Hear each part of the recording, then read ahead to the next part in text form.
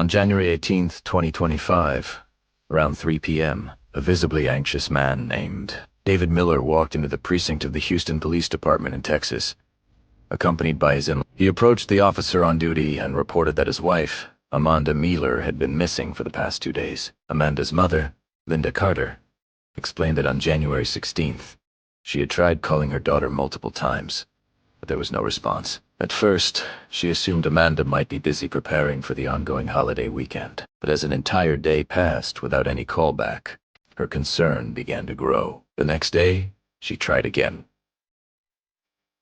Still nothing. This was unusual. Amanda spoke to her mother almost every single day. A silence like this had never happened before. Worried, Linda decided to call her son-in-law, David.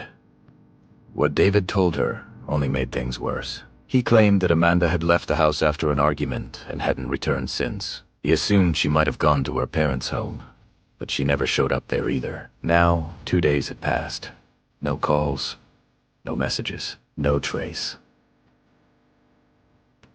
Fear slowly turned into dread. Amanda's parents immediately drove nearly 200 miles from their hometown to Houston. Together with David, they filed a missing person report. At first, it seemed like a routine missing case, but something didn't feel right. When the police began questioning David, he explained that Amanda had been insisting on visiting her parents, but he wanted the family to spend the holiday weekend together at his sister's house. Their children were already staying there. The disagreement escalated into an argument, and Amanda stormed out. He said he didn't stop her because he was angry too. Later that night, whence it didn't return, he picked up the kids from his sister's place. When the children asked about their mother, he told them she had gone to a friend's house. He assumed she would come back eventually, but she never did. To investigators, it sounded like a typical domestic dispute. Still, there were gaps. Police began canvassing the neighborhood. Surprisingly, no one had seen Amanda leave the house. In fact,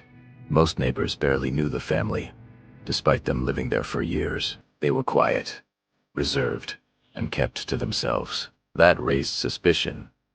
Then came a turning point. Amanda's uncle walked into the station and made a shocking claim.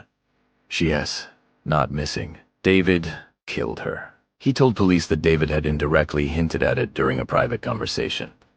Now, the case took a dark turn. Police obtained CCTV footage from a house across the street. The footage showed David and Amanda entering their home together on the night of January 15th at around 10:45 p.m.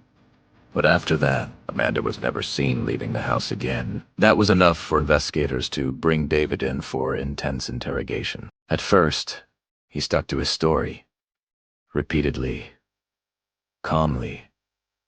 But when police confronted him with the footage, his composure began to crack. Eventually, he broke, and what he confessed was beyond horrifying. On the morning of January 16th, Amanda again insisted on visiting her parents. David refused. The argument escalated quickly. Voices were raised. Emotions spiraled out of control. In a moment of rage, Amanda removed her wedding chain and threw it at him. That was the breaking point. David admitted that he lost control. He grabbed Amanda by the neck and slammed her head against the wall. The impact knocked her unconscious, but he didn't stop there. He strangled her until she was dead. Silence filled the room. What followed next was even more disturbing. Panicked about getting caught, David began thinking of ways to dispose of the body. He didn't want anyone to ever find her remains, because without a body, proving murder becomes much harder. Then he remembered a scene from a movie where a body was destroyed using chemicals. He didn't have access to such chemicals, so he searched online for alternatives. 4 hours.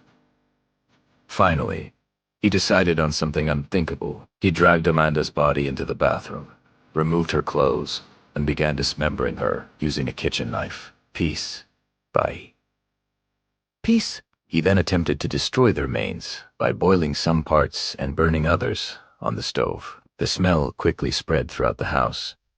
It became unbearable. He opened the kitchen windows. Soon, neighbors noticed the smoke and foul odor and came out to check. When they asked him about it, David casually told them he was cooking meat.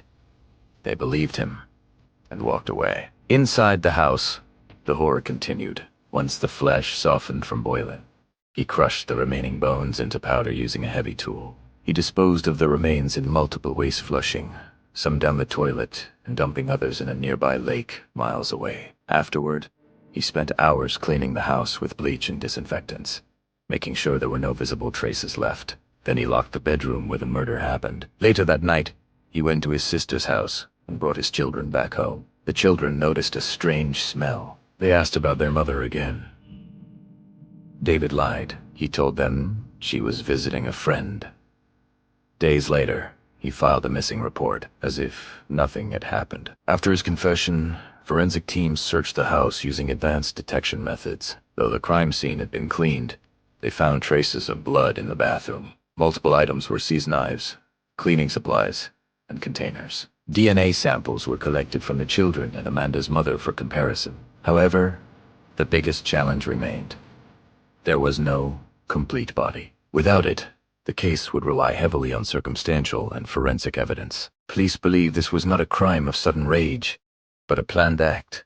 David had sent the children away beforehand, creating the perfect opportunity. There were also suspicions of an extramarital affair, though nothing was officially confirmed. David has since requested to represent himself in court, suggesting he believes he can outmaneuver the legal system. But the truth remains chilling. A man who once vowed to protect his wife ended her life in the most brutal way imaginable. And the children, they unknowingly slept, played, and lived in the same space where their mother was killed and destroyed. Sometimes, the most terrifying crimes don't happen in dark alleys or abandoned places.